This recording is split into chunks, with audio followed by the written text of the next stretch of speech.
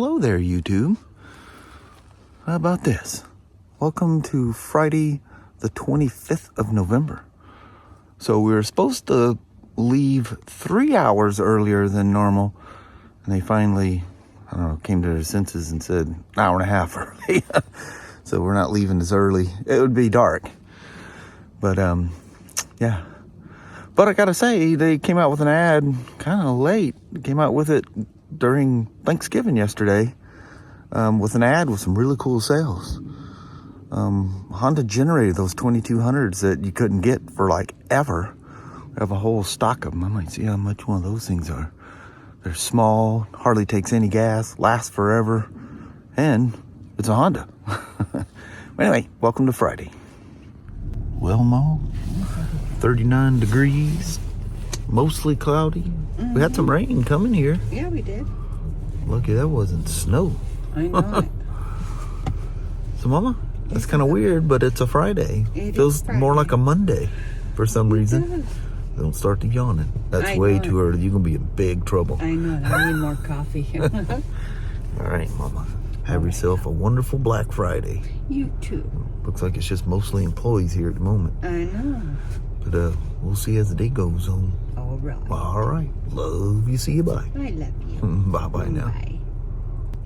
So before I even start, I want to give a huge, huge thank you to Thomas of BRP in Germany. Can't understand some of your language. I don't know, the German to English sometimes it gets a little funky there, but I get the gist. I would imagine English to German, especially if I was voicing it over, would probably be a huge mess. But anyway, it was based on his suggestions on what to do next. Everything that pulls in from this CANbus high and low range and works its way down. So I was down to getting the yaw rate sensor, which is sitting around. I've showed you guys where those are before. I'm just gonna pull the whole fairing off of it because I want to look at the wires and everything to see what's going, whatever. And I've got these old dang F3s. I don't think the new ones do it anymore, but so you have this harness that runs through and gets attached. And part of the harness that comes off with the whole fairing assembly runs all the way down, goes down through here through the frame, comes back up, runs across here, and ties in to the radio in the back. That was one of the CANbus things I had to disconnect. So I'm working my way through. I have the DPS, the steering angle sensor, and the VCM, the vehicle control module. So I just want to get up here, get into this area, and I'm pulling this thing out, and I'm like, dang, I forgot. It's not just the whole harness coming to this. It's got all these little guys that are all attached in here too. I spin this harness around. I tell you what, I was so happy I could kiss a turkey buzzard.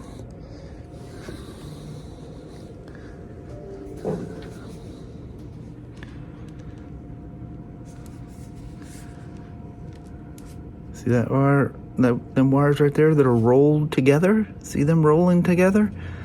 That is a CANbus line. Where on God's green earth was it rubbing underneath there? I don't know. This is the crap I tell you guys. People go, oh, I ride my bike in the rain all the time. It doesn't hurt anything. If you got to ride in the rain all the time, buy yourself an automobile. Motorcycles just don't look at this. Motorcycles just don't do well. I've been doing this for way too many years. And one thing I've seen, wiring problems, wheel bearings, suspension components, everything, that road grime gets in there. I know you're on a trip and you're going to get caught in them every once in a while. But, I mean, if it looks like the weather, if I'm going somewhere, is just going to be nasty all the way through, wait till next year. Not going to ruin my motorcycle. People go, it's not going to hurt them Harleys to ride in the rain. I ride mine all the time. Yes, it is. It absolutely, unequivocally is destroying stuff on your motorcycle. That is grind. I mean, look at this. I mean, nothing against these people. I mean, they're just out enjoying their ride. But look at this. This is just built up road grime. It's just road grime. That's not just dust from riding it. That's mostly rain stuff. Cars, they've been around forever. They're meant to deal with this kind of stuff. Not good for them either, but I mean, they're more meant to do it. But that is dirt rubbing against that frame underneath there. Caught that CANbus wire. God knows what else is in there. That hopefully is repairable because there's some resistance and impedance involved there. So hopefully, but I gotta say this is part of a sub harness. So if I can't fix it, this is the fairing harness. This is all come out with the fairing. The engine harness, the frame harness is still intact. So this is a sub harness that can be replaced without rooting a harness through a frame and stuff. There it is. God almighty. Isn't that something? I think everybody in the stores down here checking this out, because they know what a crazy struggle this thing's been. Crazy. But no disrespect to these folks or any of you guys that ride your bikes in the rain. I'm just telling you what I've seen over the years. I've been doing this as a living for 43 years. I've been riding for 50. And it's pretty crazy. I've seen a lot, even to my own motorcycles. I used to, when York's closed in Longview, I was riding back and forth to Portland for about 5 months. Yeah, killed my motorcycles because they closed in February, and it was the end 1st of February 1st, 1985, and then it was end of May, early June that we got a place in Portland. So that's the time of year it never stops raining. Yeah, wipe the motorcycles out. It just gets into places. It just gets into things, and things like wiring and bearings and switches, and it's just a mess. It destroys them. They don't, eventually things happen. And so if you do ride in the rain, or you have to ride in the rain, I would suggest swapping your bike out every 3 years, because it's once it gets some time and miles on them, it's just one thing after another. The biggest thing is, in the old days, was like bearings and stuff, and switches. Everything was all mechanical, your start button, turn signals, all that stuff. It just gets in. And a lot of the stuff is CANbus, and that kind of helps alleviate some of that, but still, same thing. It just eats them. Random things fail. And so we'll get this thing all sorted out.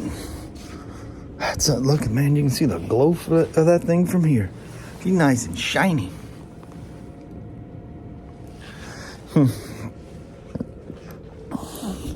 It's a good thing that these old ones that have that harness going all the way back to the radio back there was there, because if it wasn't, I wouldn't have found it. Not at this point. Alright, got a whole stack of parts, and I think Kelly's ready to go, so we're going to leave out of here a little early. I made this week and the coming week. I'll ride that way for a while. Let me clock out, let the little woman know I'm ready to roll. Dang. I came home, I sat down, and I was just transferring stuff to the storage drive from today, and I flat went out cold. Went out for over an hour. That's crazy. Oh, it's dust. Boy. Sure glad I found that on that F3 Limited. Man, that was a lot of digging. I think they call that a Consol harness or something. I might even look that stuff up here at home, just out of curiosity. It was they let Kelly go an hour early tonight, so I was in kind of a rush there at the end. But boy, what a good way to start off the weekend finding that thing. Knew it wasn't going crazy. Yeah, that CANbus, that's something else. You get that CANbus to go down and all kinds of bad happens. And that's essentially, it's controlling so much stuff that, all the random things that we're getting, it all makes sense now. Plus the simple fact with the CANbus down, with that 1.6 ohms of resistance instead of 60 like it's supposed to be, or 120 if one of the terminating resistors is not connected or something. They'll run at 120, but they can act really weird. And what the terminating resistors do, just essentially think of a long line, and you got the twirled CANbus wires, and on its way from one end to the other is where it's sending off different signals and whatnot. And going back to ECM, TCM, all the computers that it works. Well, without those terminating resistors, the CANbus line, from one end to the other can act like an antenna. And it can pick up, random radio signals and all kinds of stuff. That's why they have that barber pole or a twist to them like they do. That helps as well. But anyway, so yep. I'll be very happy to give the information to, I think it was Matthew is our service writer. Give them a happy call. I think they watch the vlogs too. If you guys watch, hey.